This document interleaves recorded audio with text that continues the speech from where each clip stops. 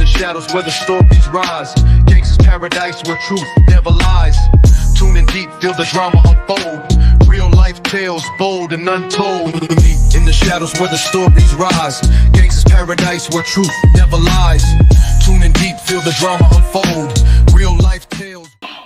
What if everything you were told about someone was a lie?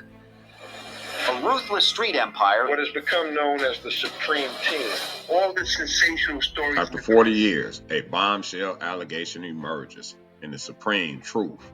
Kenneth Supreme McGriff names a former associate, James Bimmy Atney, claiming he secretly worked with authorities. Is this confession a final truth or a last act of betrayal? This episode of GPTV1, Supreme claims, Bimmy, snitch or scapegoat. Welcome back to GPTV1, your source for hard truths, cautionary tales, and the shadows behind legends. Kenneth Supreme McGriff, now decades into his lifetime sentence, he's publicly naming Bimmy, someone many assume was loyal, as a confidential informant. In this episode, I'll weigh motives and ask why now. Is this a revelation or a manipulation of history? Fam, don't forget to like, subscribe, and hit the notification bell so you never miss a drop. Support GPTV1 by grabbing some merch from the GP store or bless the Chime or Cash App if you're rocking with the movement. Your support means the world.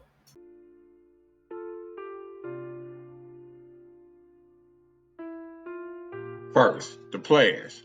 Kenneth Supreme McGriff rose to notoriety in the 1980s as the founder of the Supreme Team, operating in Jamaica, Queens, New York.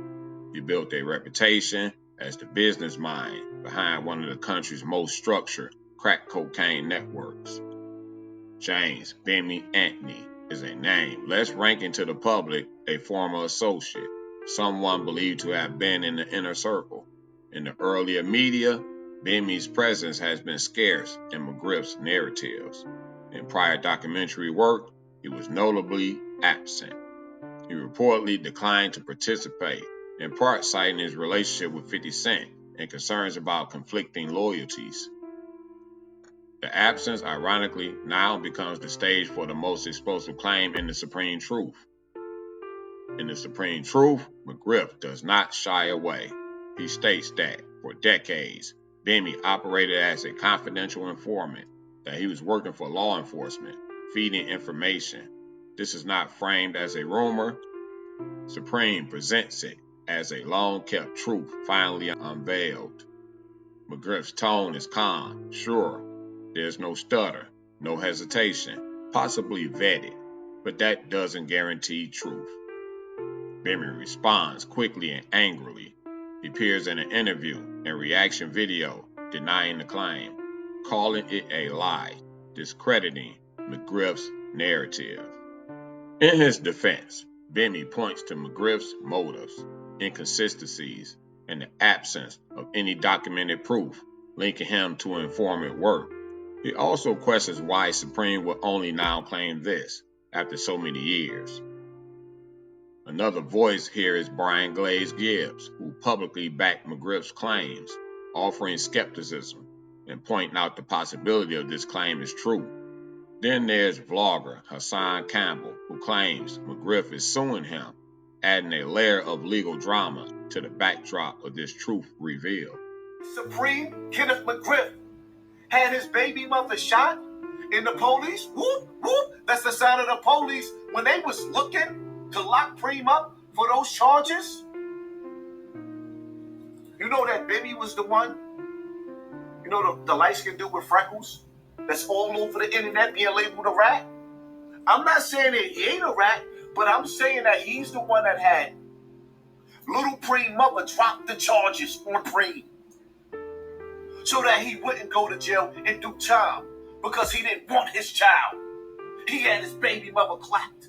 And now you got the police knocking at my door? You know why I don't want nothing to do with the streets anymore? Because as a grown man, I start to realize, let me give you an example. You got dudes that says, you go in the courtroom, and at the top of the court it says, "In God we trust." And then these dudes go in the courtroom that believe in God. I ain't talking about you niggas that don't believe in God. And see, I don't know if I can do that. Put my hand up again as a grown man and swear to tell the truth, the whole truth, and nothing but the truth, knowing that you lying. No, Your Honor. No, Your Honor, I didn't have nothing to do with none of these homicides, Your Honor, that you're charging me with. All 5 or 6 or 20 of them. No, Your Honor, a nigga didn't have nothing to do with all of these drugs being sold in the black community that you charging me with, even though I'm being glorified in the streets as one of the illest drug kingpins ever. You dudes go into court and they trick you into praying, or rather swearing in front of God Almighty, whether it's in the court or not. You solemnly swearing that you didn't do what you did. You lying, dirty son of a... And now you got the police knocking at my door for defending your son because of the way you disowned him. It's just something about you tried to stop him from coming into this world, allegedly. There may be some credibility issues at play, but the fact that these voices are involved matters. They bring in independent perspectives, amplify disputes, and complicate the narrative. If McGriff is suing Campbell, for example, that raises questions about control over the narrative. Who can speak, who can't, and whose version becomes dominant? A central question: why did McGriff wait decades to make this claim? What changed? Here are possible motives to consider. Reputation rehabilitation. With the release of a documentary, McGriff might aim to control the narrative, shaping how Supreme's legacy is seen. Vendetta or settling scores. Maybe McGriff feels betrayed in some way and sees this as retribution. Leverage or bargaining. Though behind bars, claims like these can carry influence on prison politics, public perception, or even legal maneuvering. Distraction or misdirection. In storytelling, introducing a shocking claim draws focus, perhaps steering attention from other controversies or inconsistencies in the doc itself. None of these motives are mutually exclusive. Let's test McGriff's claim against scrutiny. What does he rely on? Is there corroboration? Do internal inconsistencies emerge? He offers assertion but lacks in what publicly visible documentary evidence. No memo, no audio tapes, no file. Bimmy counters with denials. He demands proof.